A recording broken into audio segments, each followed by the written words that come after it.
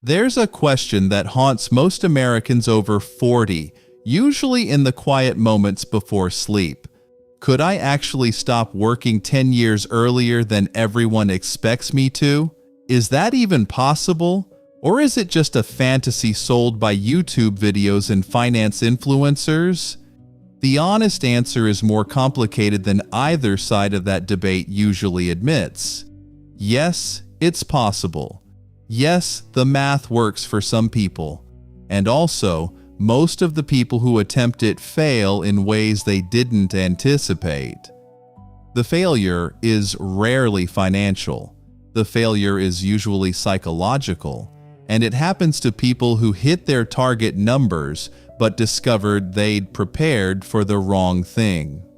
Let me show you the blueprint, because the question is not really, can I retire early? The question is, what am I actually trying to do? And what will it actually cost me? And once you can answer those two questions honestly, the path forward becomes much clearer than the internet debate about early retirement would suggest. Let me start with a distinction almost nobody makes clearly, and it changes the entire conversation. Early retirement is not one thing. It's at least three different things with very different requirements, and the confusion between them is the single biggest reason Americans get this topic wrong. The first version is what I'll call traditional early retirement. This is someone who stops working around age 55 or 57, a decade before standard retirement age, and then lives off accumulated savings for the rest of their life. No more earned income, ever. The savings plus Social Security eventually have to cover 30 or 35 years of living expenses. This is the version most people picture when they hear early retirement. And it's also the version that requires the most financial resources because you're funding potentially 3 decades of life without any income generation. The second version is what's commonly called FIRE, short for financial independence, retire early. This movement, popular in the last 15 years or so, promises retirement in your 40s or even 30s through extreme savings rates and aggressive investing. The idea is to save 50 to 70% of your income for a decade or two. Accumulate enough to cover expenses indefinitely from investment returns alone, and then never work again. The math is real, but the lifestyle required to achieve it is far more extreme than most Americans understand until they try. The third version, which almost nobody discusses as a distinct category, is what I'll call semi-retirement or financial independence. This is leaving your primary career at 50 or 55, but continuing to generate some income through consulting, a small business, part-time work, or income-generating assets. The financial requirements are dramatically lower than traditional early retirement because you're not trying to fund 30 years of expenses from pure savings. You're funding a bridge to whatever level of reduced income feels right for you. These three versions are often lumped together in popular discussion, but they require completely different preparation, completely different amounts of money, and produce completely different lives. The first is the dream most people fantasize about. The second is the version that sells YouTube videos.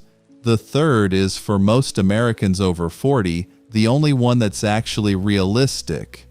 And in my experience, it's also the one that produces the best lives. Let me give you the honest math on each. Traditional early retirement at 55, covering 30 plus years of expenses, typically requires 25 to 30 times your annual expenses saved and invested. If you spend $80,000 a year in retirement, that means $2 to $2.4 million of investable assets at the time you stop working, not including your home. not including Social Security, which won't kick in for at least 7 years, pure liquid assets, sitting in retirement accounts and brokerage accounts, ready to generate the income you'll live on for the rest of your life. For most middle-class Americans earning between $80,000 and $200,000 a year, accumulating that much by 55 is extremely difficult, not impossible, but it requires a savings rate of 25 to 40% of income sustained for most of your career, plus favorable market returns, plus avoiding major financial setbacks.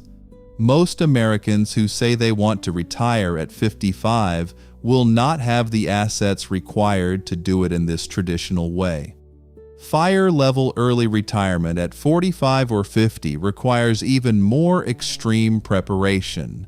To fund 40-plus years of expenses, you need even higher savings rates, even more aggressive investing, and often a specific lifestyle that keeps your spending dramatically below what American middle-class life typically costs. The FIRE community often talks about saving 50 or 60% of income, which sounds almost impossible, and for most American families with children and normal housing costs, it actually is.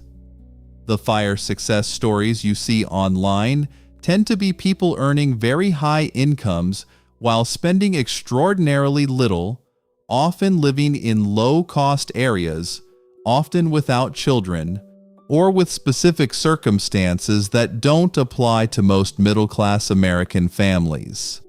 Semi-retirement, the third version, has dramatically lower financial requirements.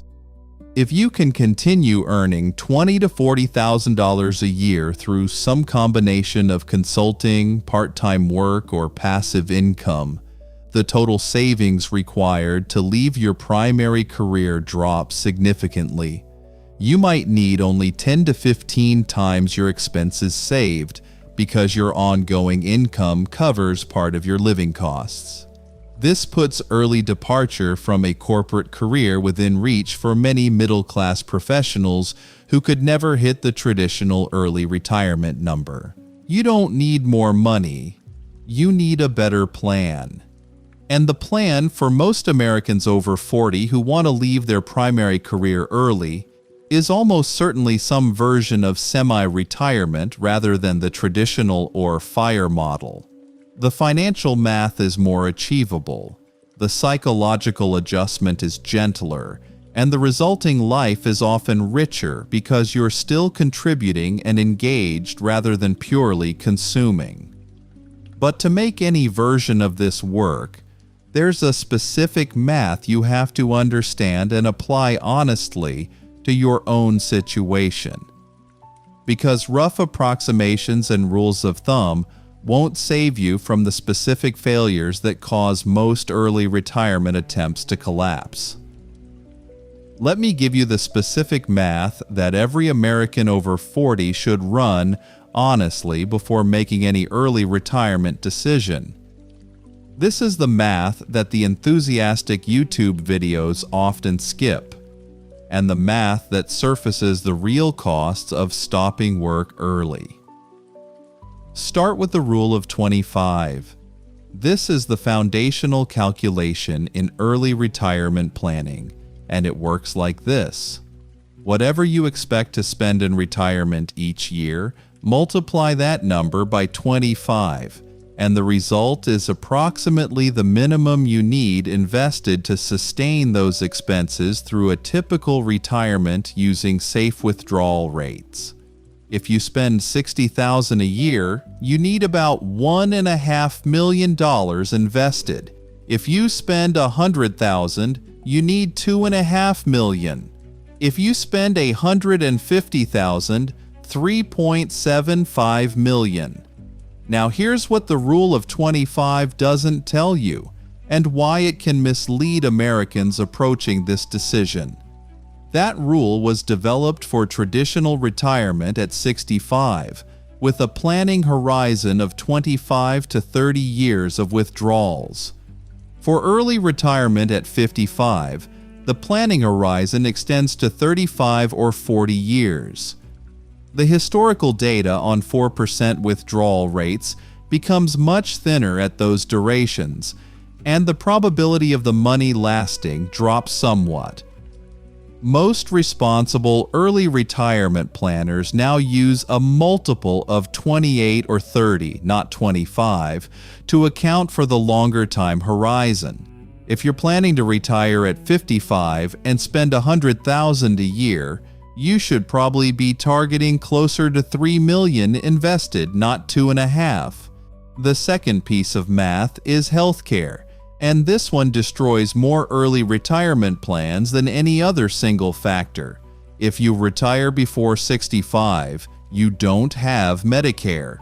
You have to purchase health insurance on the private market, which for a couple in their late 50s with no major health conditions typically costs between $1,500 and $3,000 a month, between $18,000 and $36,000 a year, just for premiums, not including deductibles, co-pays, prescription costs, or anything that happens if someone actually gets sick. This healthcare bridge from your early retirement date to 65, when Medicare kicks in, needs to be specifically funded separately from your regular retirement savings. If you retire at 55, you have 10 years of private health insurance to cover, which can easily cost $300,000 or more in total over that decade. Most people running their early retirement math forget this line item entirely, then discover it in their first year of freedom and watch it reshape everything. The third piece of math is the sequence of returns risk. This is the technical term for a specific danger that only affects early retirees.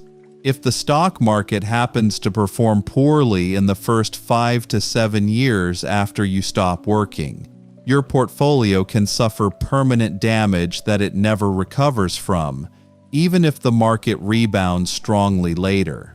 A normal retiree with a 30-year horizon has some time to absorb a bad early period. A retiree at 55 with a 40-year horizon has more time, but they're also withdrawing from a portfolio that's still near its peak value when the bad returns hit, which causes the portfolio to lose its foundation before it has a chance to regrow. The research on this is clear. Early retirees who happen to start in a bad market environment often see their financial trajectory significantly worse than early retirees who start in a good market environment, even when both follow the same withdrawal rules. This is not something you can control. It's market luck. But you can hedge against it by having 2 or 3 years of expenses in cash or short-term bonds so that during bad market years, you're pulling from those reserves rather than selling stocks at depressed prices. The fourth piece of math is inflation. When you plan to fund 35 or 40 years of expenses without additional earned income, inflation becomes a much larger factor than most Americans realize. If your expenses are $100,000 a year today, at 3% inflation, they'll be $180,000 a year in 20 years, and $320,000 a year in 40 years. Your portfolio has to grow faster than inflation throughout your entire retirement, which means you can't simply shift to conservative investments in year one and coast. You need significant exposure to growth assets even well into your retirement, which creates its own volatility challenges. The fifth piece of math, and perhaps the most painful for many to confront, is what you're actually giving up by retiring early versus working 3 or 4 more years. This is called the opportunity cost calculation. Every year you continue working in your peak earning years, you're typically adding another $100,000 to $200,000 to your retirement security through a combination of continued savings, continued employer benefits, continued Social Security credits, and one fewer year of withdrawal from your portfolio. 3 extra years of work between 55 and 58 can easily mean $600,000 to $800,000 of additional retirement wealth, which sometimes is worth it and sometimes isn't, but it's worth calculating clearly before making the decision. This is where most people get it wrong. They run the rule of 25 once, see that they're close, and decide they can retire. Then they run into healthcare costs, sequence of returns, and inflation, and discover that close isn't actually enough. The real math is more demanding, and the buffer required for comfortable early retirement is larger than the marketing makes it seem. If you fix this, everything changes. You don't need more money. You need a better plan.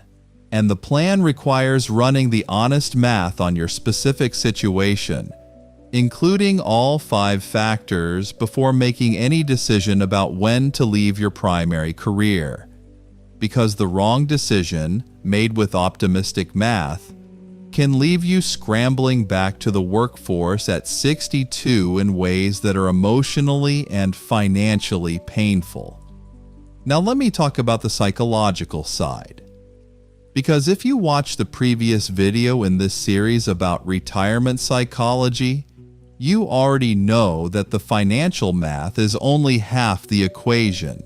And for early retirement specifically, the psychological challenges are often more intense than for traditional retirement.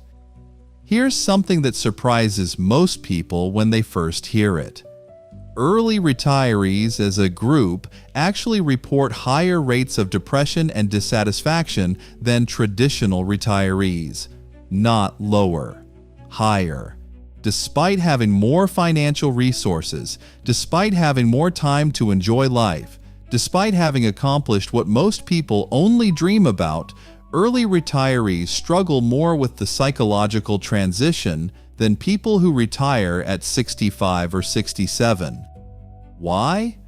Because the psychological needs we covered in the last video, identity, structure, social contact, cognitive engagement, purpose, routine, feedback, become even more acute when you retire at 55 than when you retire at 67.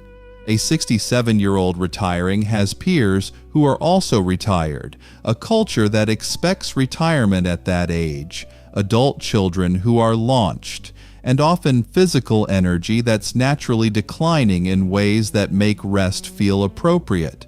A 55-year-old retiring has none of those structural supports. Their peers are still working.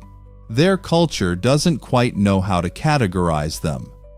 Their physical and mental energy is still at peak levels, which means they have vastly more unstructured time to fill.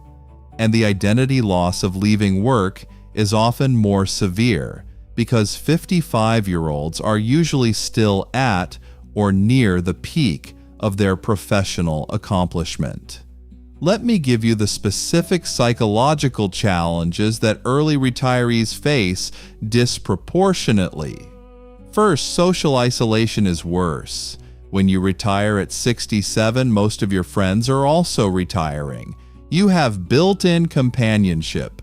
When you retire at 55, your friends are still working full-time. They're busy. They can't meet for lunch on a Tuesday. They can't take a weekday trip. The default social pattern of your life doesn't change when you retire early. You have to build entirely new social structures from scratch, and you have to do it while your peer group is still unavailable. Second, the identity question hits harder. In American culture, a 67-year-old who says, "I'm retired," is understood immediately. A 55-year-old who says the same thing often encounters confusion or even suspicion. People assume you were laid off, or that you're independently wealthy in ways that feel awkward to explain, or that you're being vague about what you actually do. Early retirees often struggle with how to describe themselves in professional and social situations, and this ongoing low-grade identity friction wears on them in ways traditional retirees don't experience. Third, the time horizon is overwhelming. Traditional retirees face perhaps 20 to 25 years of retirement life. That's a significant span, but manageable to conceptualize. Early retirees at 55 face 30 to 35 years of retirement, or even 40 if they live long. That's longer than many of them spent in their entire working careers. The sheer expanse of time stretches the question of what to do with all of it into something that can feel paralyzing. What do you do with 40 years of Tuesdays? Fourth, the status loss is often more dramatic. If you retire at 55 from a senior role, the gap between your last day of work and your first day of retirement is huge in terms of status, power, and relevance. Yesterday, you were making decisions that affected hundreds of people. Today, you're trying to figure out whether to reorganize the garage. This whiplash is often worse than the gentler transition traditional retirees experience. Fifth, the sense of peer competition continues. While you're retired at 55, your former peers are still advancing, still earning, still reaching new accomplishments. If you're someone who spent a career in competitive professional environments, watching others continue to climb while you're sitting at home can trigger feelings you didn't anticipate and find hard to process. The people who navigate early retirement tend to be the ones who treated these psychological challenges as primary preparation, not secondary. They built new identities before leaving work. They constructed deliberate social architecture with other people who were also in non-traditional life situations. They developed specific projects and commitments that would give structure and meaning to their time. They often shifted from full retirement to some form of semi-retirement or purposeful work, specifically to address the psychological gaps that pure leisure cannot fill. Let me tell you about a pattern I've seen repeatedly with successful early retirees. They almost never actually stop working in any meaningful sense.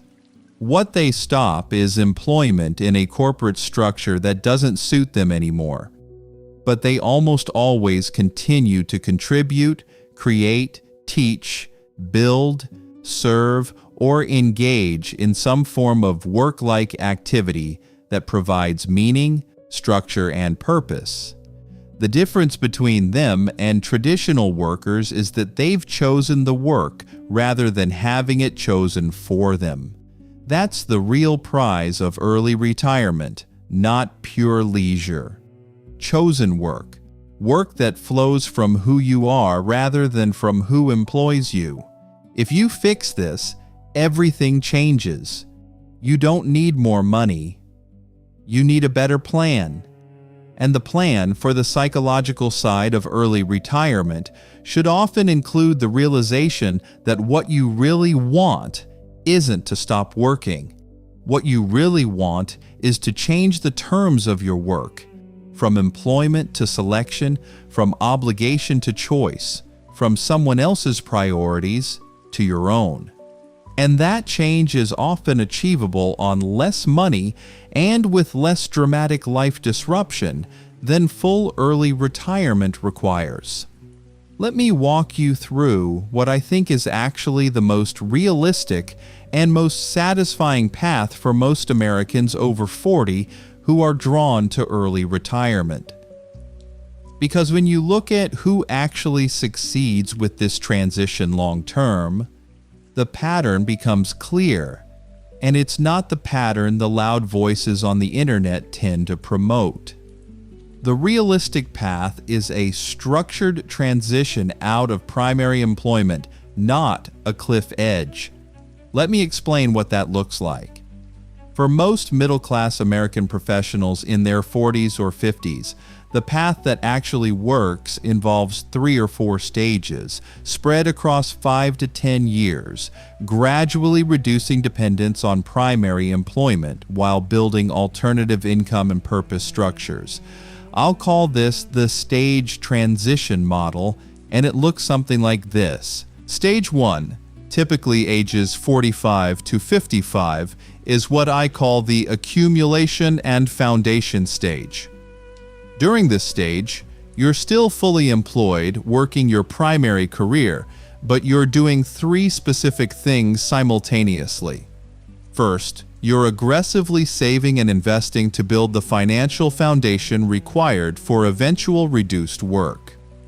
This means 20 to 30% savings rate of gross income, maxed retirement accounts, and a growing taxable brokerage account. Second, you're beginning to build an income-generating asset alongside your primary work, the way we discussed in the earlier video about the wealth strategy. Third, you're starting to cultivate non-work identity and relationships that will eventually support a different kind of life. Stage 2, typically ages 50 to 58, is the transition stage. During this stage, you're starting to negotiate a different relationship with your primary employer. Maybe you go from full-time to 4 days a week. Maybe you shift to a consulting arrangement with your current company or one like it. Maybe you take an early retirement package and restructure it as contract work through an LLC. The goal is to begin reducing the intensity of your primary career while preserving some income stream, rather than cutting it to zero in one moment. Stage 3, typically ages 55 to 65, is the semi-retirement stage. In this stage, your primary employment is either significantly reduced or entirely wound down.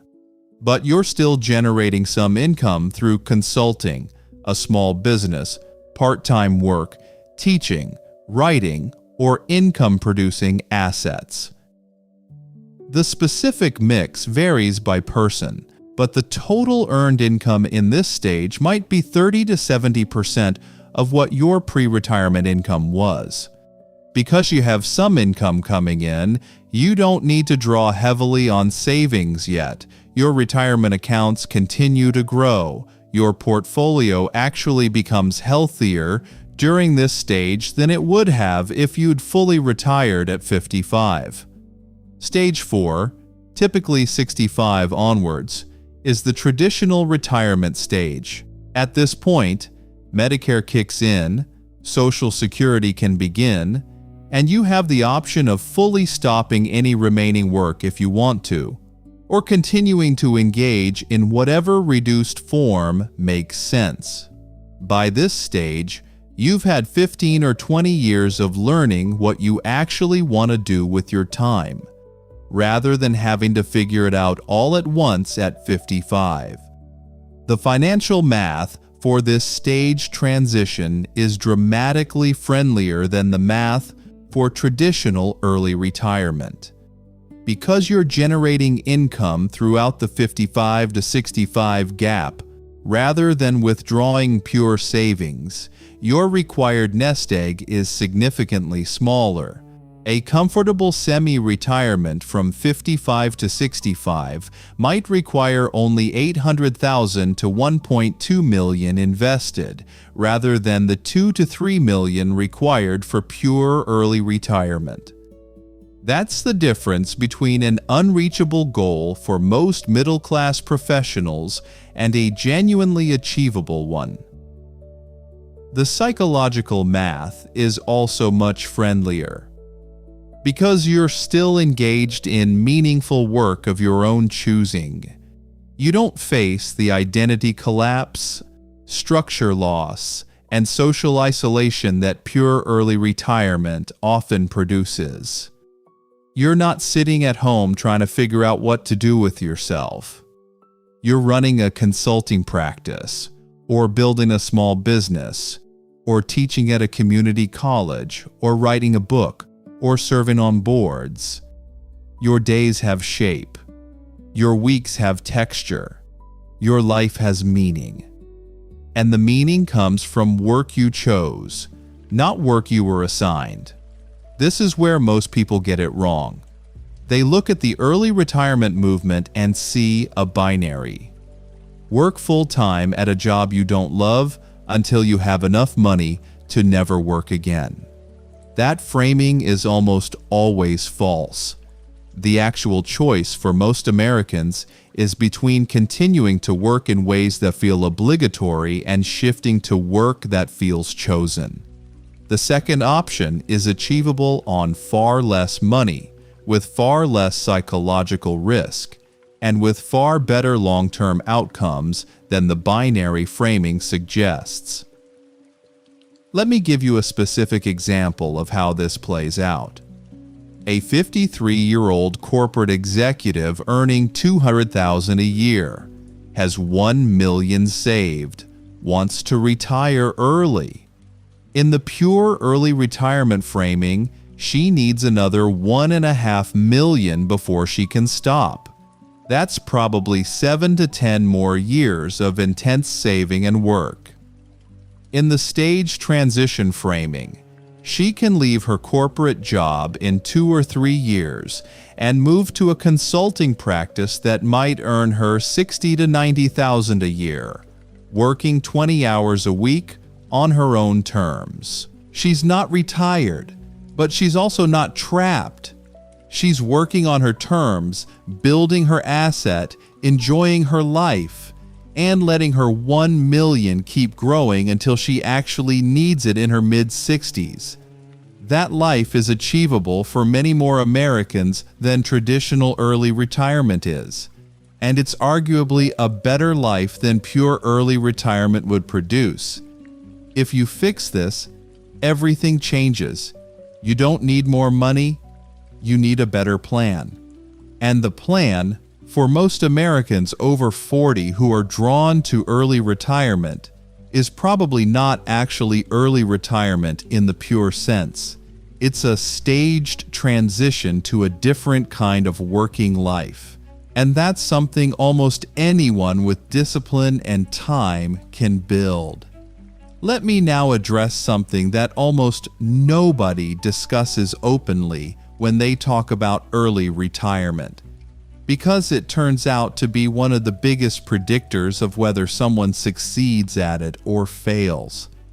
The decision to retire early is rarely a clean financial calculation. It's almost always an emotional reaction to something happening in your current work life. And if you don't examine what that emotional reaction is actually about, you can end up making a life-altering decision that doesn't actually solve the problem you were trying to solve. Let me explain what I mean.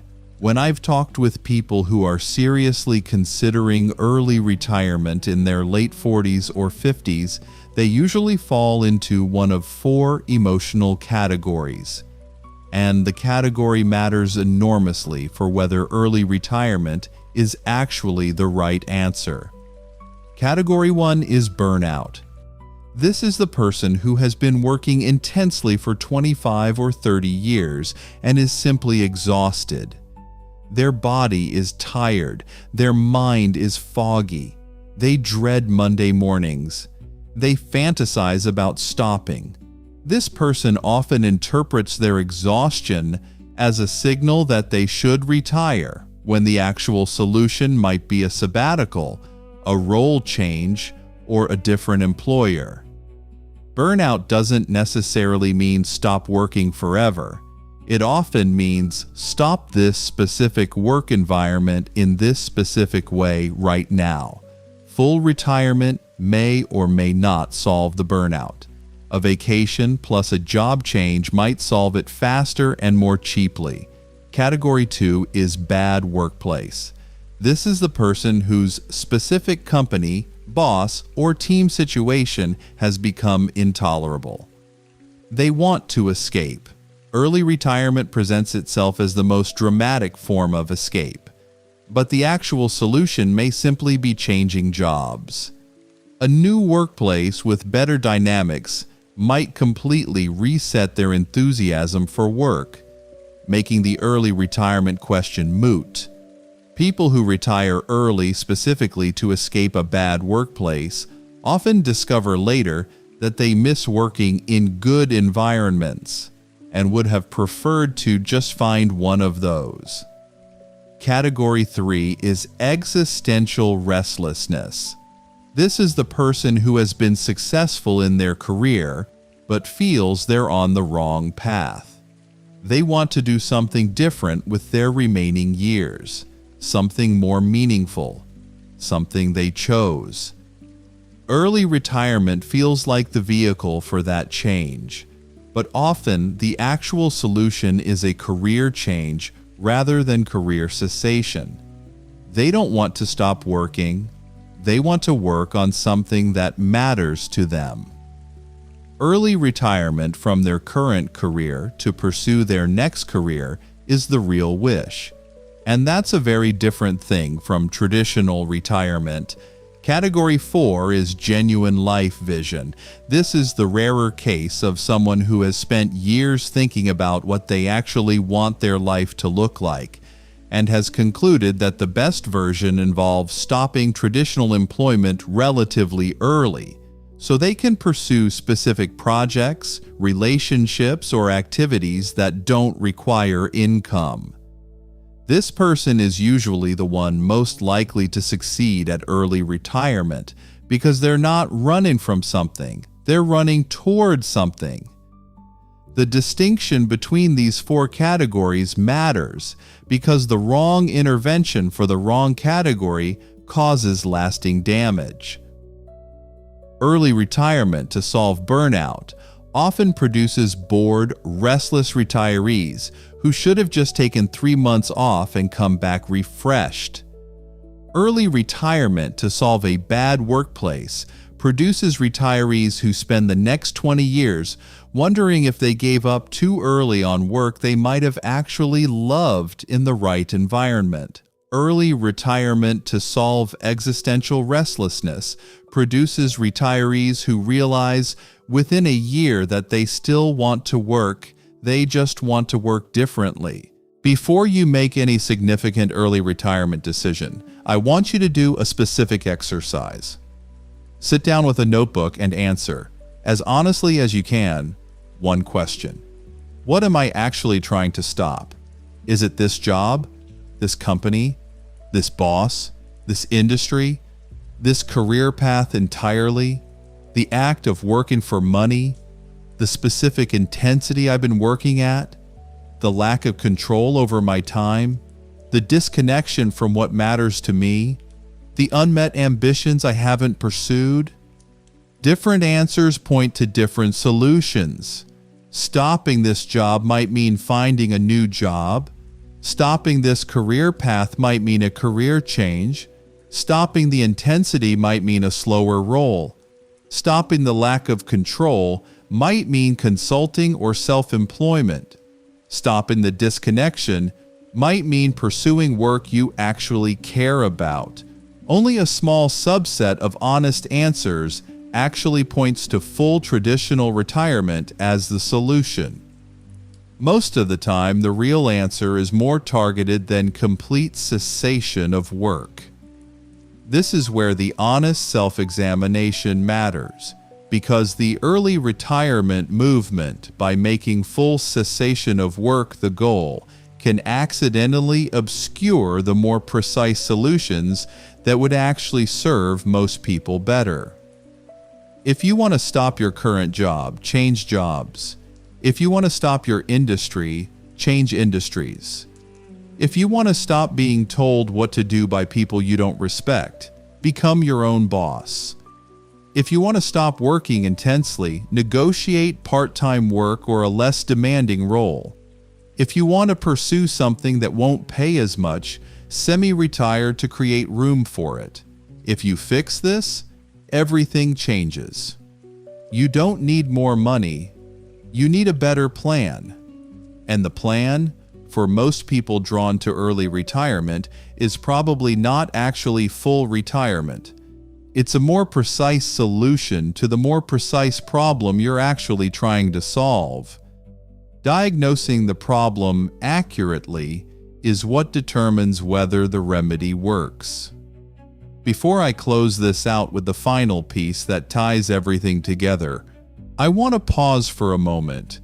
If you've made it this far into the video with me, if you've sat through honest math and honest psychology about something the internet usually sells you on with enthusiasm, if you're still here and still willing to think clearly about this question, rather than jumping to the dramatic answer, I want to invite you to subscribe to this channel and walk with us every single day. This is the kind of conversation we have here. Not the version that flatters your fantasy, the version that respects your intelligence enough to lay out what it would actually take so you can make a real decision rather than an emotional one. And I want to say something directly. The early retirement movement, especially the FIRE community, has done some genuinely useful work. It has reminded Americans that traditional retirement at 67 isn't the only path. It has emphasized the power of high savings rates and compound growth. It has created communities of people who take financial independence seriously. All of that is valuable.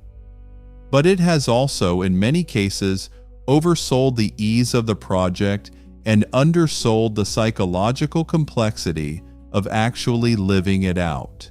The YouTube videos that celebrate someone retiring at 38 rarely follow up 5 years later to show what that life actually became. The case studies of early retirement success are heavily weighted toward people who were either unusually high earners or unusually extreme savers, or living in unusually cheap areas, or possessing some combination of privileges that don't apply to the typical middle-class American viewer watching and hoping. I'm not saying early retirement is impossible for regular people. I'm saying the honest version requires more than the marketing usually admits. And the honest version, when you understand it, often points you towards stage transition rather than pure retirement, which is, in my opinion, a better destination anyway. Now let me give you the final piece. The most important thing I can tell you about early retirement is this. The goal isn't to stop working. The goal is to reach a life you'd actually choose. Let me unpack that, because it reframes the entire conversation. Most Americans who fantasize about early retirement aren't actually fantasizing about idleness. They're fantasizing about autonomy, about waking up and having the day be theirs, about doing work they care about, with people they respect, at an intensity that serves their life rather than consuming it, about having the financial security to say no to things that don't serve them and yes to things that do. These are the real goals. Retirement is just the word our culture gives to this broader wish, because we don't have better vocabulary for a life that's simultaneously productive and self-directed. But you can achieve most of what early retirement is actually about without ever fully stopping work. The key is building financial independence without tying it to full cessation of income. Independence means you don't have to work for money at any specific job. It doesn't mean you have to not work at all. Many people who achieve true financial independence choose to keep working, because work that you don't have to do often becomes the most enjoyable work of your life. This reframing matters enormously for how you plan. If your goal is pure early retirement, you need $2.5 or $3 million. If your goal is financial independence that lets you work by choice rather than obligation, you might need only $800,000 to $1 million. That's a massive difference. It means the real goal is achievable 5 or 10 years earlier than pure retirement would be, and it results in a better life anyway. Let me tell you what this looks like practically. Imagine being 57 years old. You have $1 million invested. You've built a small consulting practice that generates $60,000 a year, working 20 hours a week. Your expenses are $70,000 a year.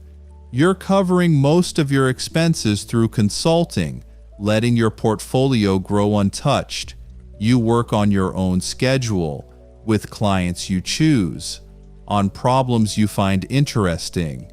You're financially independent in the sense that you don't need any specific client or any specific year of work to survive. You could stop at any time. You don't stop because you like what you do, and it gives structure and meaning to your weeks. That's what early retirement actually looks like for most successful versions of it. Not cessation, transformation. Working because you want to, at an intensity you control, on problems you chose. Retirement as liberation from obligation, not liberation from activity. If you fix this, everything changes. You don't need more money, you need a better plan. And the plan, for most Americans over 40 who are drawn to early retirement, is to aim at financial independence rather than pure cessation. Build the savings. Build the income-generating assets. Build the skills for flexible work. And then, somewhere between 52 and 58, transition from full-time employment to self-directed work. That transition, accomplished thoughtfully, produces something far better than traditional early retirement ever could. And it's achievable for vastly more Americans than the marketing suggests. There's a scene I want you to carry with you after this video ends. Imagine a Tuesday morning 10 years from now. You're 57 or 58 or 60. You wake up without an alarm. Not because you're retired in the traditional sense, but because your time is now largely your own. You have coffee with your spouse, or alone, with whatever rhythm fits you now. Around 9 or 10, you sit down at your desk and open a project. Maybe it's a consulting engagement with a client you chose because the work interests you. Maybe it's an investment property that needs attention. Maybe it's a book you're writing, or a nonprofit you're advising, or a small business you're running. The specific form doesn't matter. What matters is that the work is yours. You chose it. You could stop at any time. You don't stop because it feeds you, gives shape to your days, connects you to people and problems that matter. At lunch, you meet a friend, not a work friend, a real friend. Someone you've known for years and made time for deliberately in your 50s when you realized relationships needed cultivation. You talk about real things. You listen more than you did when you were fully employed, because you're not rushing to the next meeting. In the afternoon, you maybe nap if you want to, or read, or take a long walk, or go back to work for another hour because you're in flow on something interesting. The day has shape but not rigid structure. The week has rhythm but not corporate demand. The year has purpose but not imposed deadlines.